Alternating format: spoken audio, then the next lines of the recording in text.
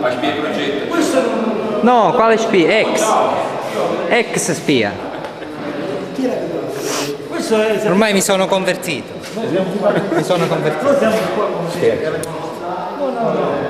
Poi anche non scherzare. Ma perché si vede al contrario? Ah, perché... No, è un display. Anzi, tale, aspetta, come vorremmo? Le persone con l'iPod, no?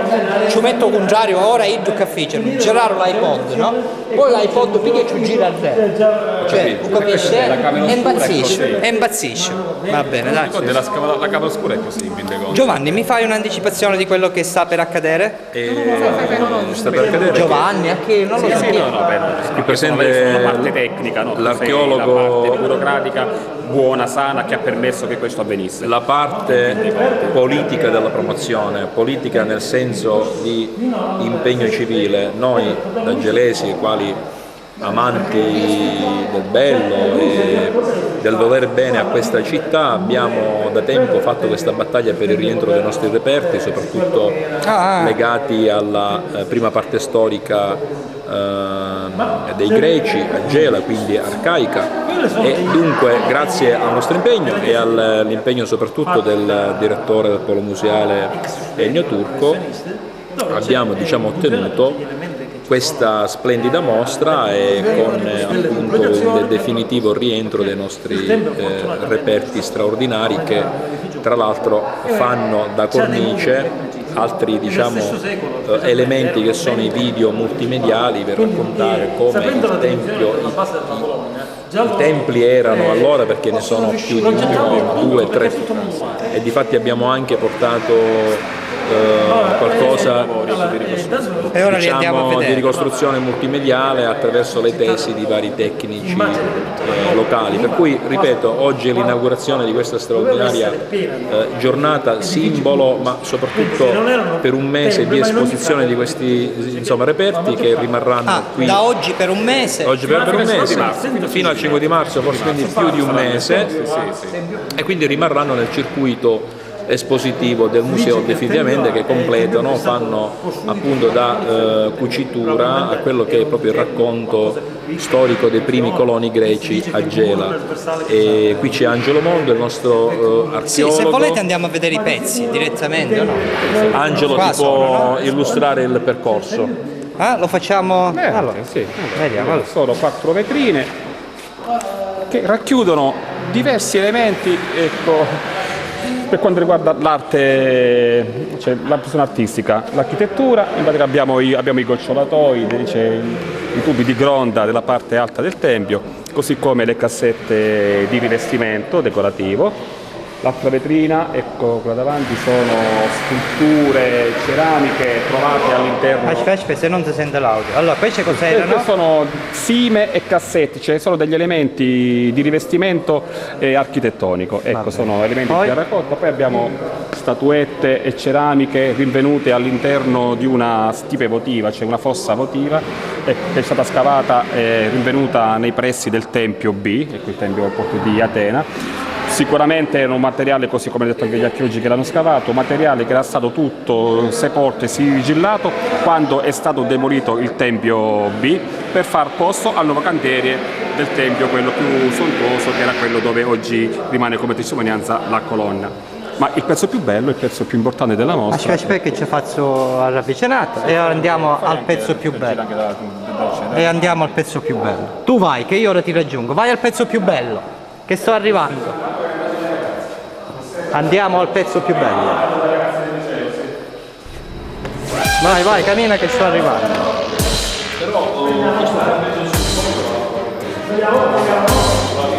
Comunque chi sta facendo a sigla iniziale?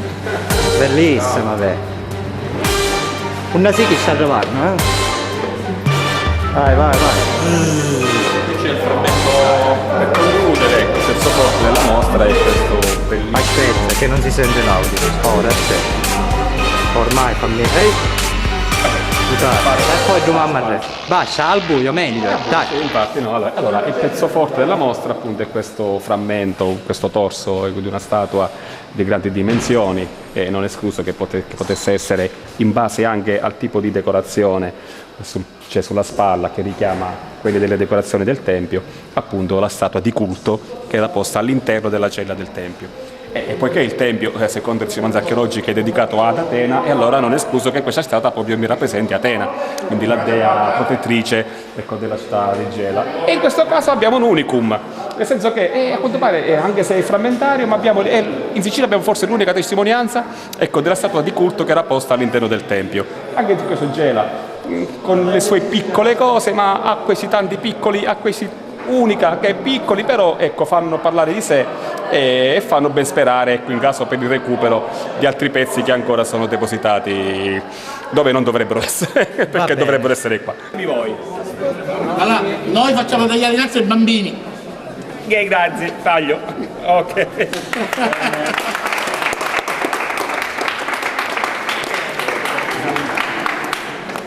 Allora, sono 18 pezzi, la minima parte di una realtà molto più ampia di rinvenimenti che furono effettuati nel 2002 e nel 2003 dalla sovrintendenza di Caltanissetta area sempre dell'Acropoli. Erano due squadre, una squadra lavorava a Bosco Vittoria e una squadra all'Acropoli.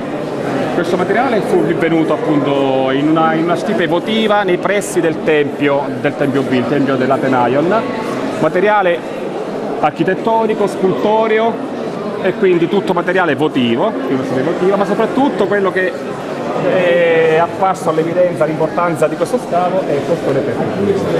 L'abbiamo messo alla fine, ecco, del percorso. Questo non è escluso che sia la statua di culto del Tempio. Quindi, se veramente è così, la Sicilia, Gela, ha un altro unicum dal punto di vista archeologico, perché nessun'altra colonia greca abbiamo di statua di culto.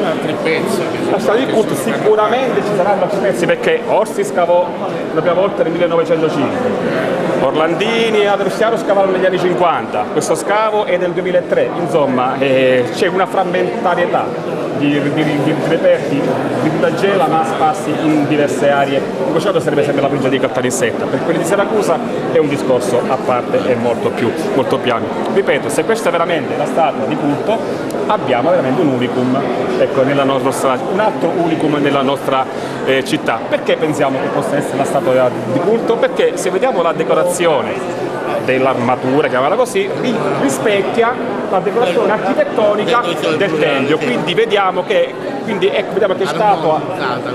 statua e Tempio era un tutt'uno, era proprio sempre terracotta, imponente, come si può vedere, era il torso, ecco, e questo è sì, no, tipici dei giarroni, dei pittori, la pratica è sempre quella. Le capigliature, ecco, tipica del periodo arcaico, e non è escluso che la statua rappresentasse appunto Atena, visto che il Tempio, in virtù dei rinvenimenti archeologici, è dimostrato che è dedicata alla dea Atena. Non è escluso che la dea impugnasse lo scudo e la lancia e fosse in piedi, tipica della staticità arcaica, con altri attributi forse di altro materiale, l'elmo, lo scudo, la lancia forse dovevano essere di metallo, e non è escluso che appunto questa potesse essere la statua di culto. Quindi partiamo dal mito per andare a particolare, quindi per vedere come Atena è stata rappresentata, l'incidenza che ha avuto l'Atena, ecco, nella produzione artistica geloa. E Totò, succede sempre un bordello. Dai, velocissimo. Dai, senza che ti faccia la domanda, io già lo so che cosa. Niente, Totò, che cos'è che succede in questa città? Succede che ci sono persone che hanno tante facce. Come... probabilmente, ma vengono pure al contrario. No, non ti preoccupare, venerdì. Dai. Siamo bellissimi, qui sembriamo due cose macabre. Niente, comunque è successa sicuramente una bella cosa. È una mostra di reperti rinvenuti a Gela che sono finalmente tornati perché non si trovavano qui e saranno visibili fino a marzo. Tra l'altro si tratta comunque di reperti molto interessanti. Invitiamo tutti a partecipare anche là, non solo a parole ma con presenza. Va bene.